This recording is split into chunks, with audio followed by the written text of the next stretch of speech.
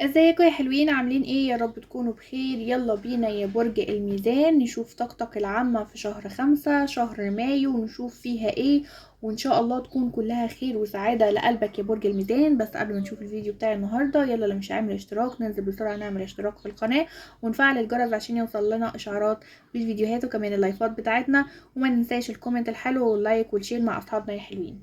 يلا يا برج الميزان نشوف طاقتك العامة فيها ايه. برج الميزان، عايزه اقولك على حاجه، ان انا شايفه هنا ان انت داخل الشهر ده بطاقه مختلفه. شايفاك هنا يا برج الميزان داخل في نهايه لحاجه في حياتك وبدايه جديده. بتنهي امور في حياتك وبتبتدي بدايه جديده، بتاخد خطوه جديده في حياتك يا برج الميزان. شايفه ان في حاجه كنت بتتعب فيها او مستني نهايتها، وهتوصل لنقطه ختامية مرضية بالنسبة لك يا برج الميزان. شايفة ان انت عندك احساس بالتحرر من ضغط، وبتقول لنفسك كفاية كده، انا ابدأ صفحة جديدة، انا فوق لحالي. هتحس انك نضجت الفترة دي يا برج الميزان، وانك بقيت بتعرف تختار الناس اللي حواليك بعناية، لان انت الفترة اللي فاتت شايفة ان انت اتأذيت كتير يا برج الميزان.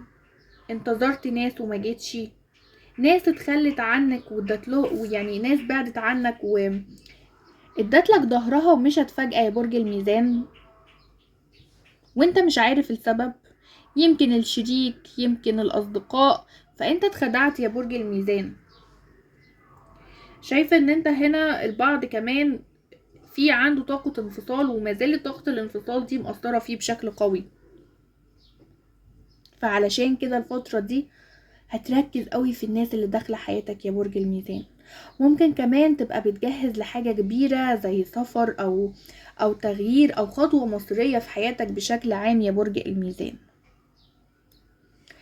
طيب بالنسبة للعمل والمال هنا يا برج الميزان، عايزة اقولك ان في الشغل في فرصة جاية او دعم جاي لك من شخص صاحب سلطة، يعني مدير او زميل كبير في الشغل عندك. ممكن تترقى او تمسك مسؤولية اكبر من اللي انت فيها في وظيفتك حاليا يا برج الميزان.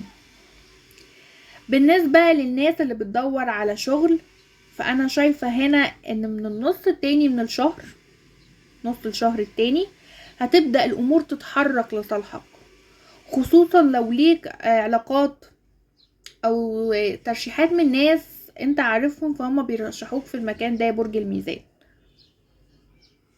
طيب بالنسبة لأمورك المادية يا برج الميزان، فأنا عايزة أقولك إن الفلوس فيها تحسن واضح الفترة الجاية، بس خد بالك هتصرف جامد على حاجة مهمة أو شخص قريب، فرتب أولوياتك يا برج الميزان.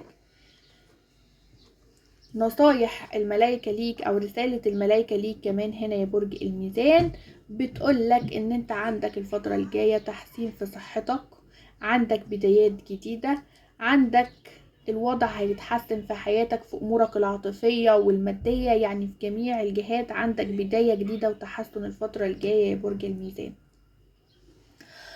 برج الميزان عايزة أقولك كمان بالنسبة للطاقة العاطفية بالنسبة لك، فأنا شايفة هنا في شخص جديد هنا يا برج الميزان داخل حياتك. شخص جديد هنا هيعرض عليك حب او اعجاب واضح، وغالبا هيكون جذاب جدا. الشخص ده هيكون جذاب جدا وبيعرف يتكلم كويس، بس خد بالك مش شرط يكون ناضج عاطفيا كفاية، فاختبره بذكاء يا برج الميزان. بالنسبة للمرتبطين هنا، أنا شايفة أن العلاقة الفترة الجاية ما بينك وما بين الشريك يا برج الميزان هيكون فيها نضج عاطفي أكتر، في طاقة احتواء ما بينك وما بين الشريك. ممكن تبقى بتقضي وقت لطيف مع الشريك، أو حتى بتفكروا في خطوة جدية زي خطوبة أو ارتباط رسمي، أو حتى اللي متجوزين بيفكروا في طفل جديد يا برج الميزان. شايفة كمان هنا يا برج الميزان ان انت يعني طاقتك عايز تغيرها ما بينك وما بين الشريك، بتحاول تصلح العلاقة، بتحاول ان انت تقرب منه اكتر. شايفة ان في صلح بعد خصام ما بينك وما بين الشريك كمان يا برج الميزان. طيب بالنسبة للمنفصلين، هنا شايفة ان الطاقة بتقولك هنا يا برج الميزان ان في رجوع ما بينك وما بين الشريك تاني من شخص قديم. في رجوع شخص قديم كنت منفصل عنه، في رجوع ما بينك وما بينه تاني، او على الاقل هتفتكر الماضي وهيدخل في حياتك من تاني يا برج الميزان. بس القرار عندك، وهتقعد تفكر هل الشخص ده اتغير ولا لا. بالنسبة لصحتك هنا يا برج الميزان، فأنا شايفاك ان انت طاقتك الجسدية والنفسية مستقرة، بس محتاج توازن شوية ما بين الراحة والشغل.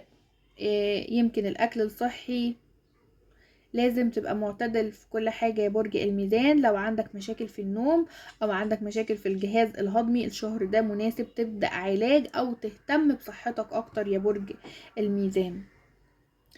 التحذيرات بتاعتك هنا يا برج الميزان، تحذيرين مهمين بالنسبة لك. خلي بالك من شخص بيخبي حاجة أو بيلف ويدور حواليك، خصوصا في الشغل أو العلاقات. خد كل حاجة بتحفظ وما تديش ثقة زيادة يا برج الميزان. النصيحة التانية ان انت تخلي بالك من امورك المادية وما تديش لحد فلوس يا برج الميزان، لان لو اديت لحد فلوس ممكن الفلوس دي ما ترجعلكش. فخلي بالك وخليك حريص الفترة دي يا برج الميزان. انت اقوى مما تتصور، خليك هادي واثق في نفسك وما تخليش اي حد يجرك للشك او التردد.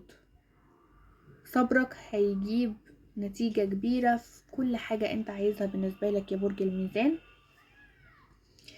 ايام الحظ بالنسبة لك هنا يا برج الميزان في شهر مايو هو يوم 3، يوم 9، يوم 17، يوم 22، يوم 29. الايام دي تواريخ في الشهر، يعني يوم 3، يوم 9، 17، 22، 29. دي الايام اللي فيها حظ بالنسبة لك، اللي تقدر فيها تاخد قرارات، اللي تقدر فيها تعمل مقابلة، تقدر تعمل اتصال، يكون حظك عالي فيها وتكون طاقتك ايجابية فيها يا برج الميزان. برج الميزان دي كانت طاقتك العامة في شهر 5. اتمنى تكون الطاقة منطبقة معاك، اتمنى كل الخير والسعادة لقلبك يا برج الميزان. ما ننساش قبل ما نخرج من الفيديو اللايك والشير والكومنت الحلو بتاعنا. اشوفكم الفيديو الجاي على خير. سلام يا حلوين.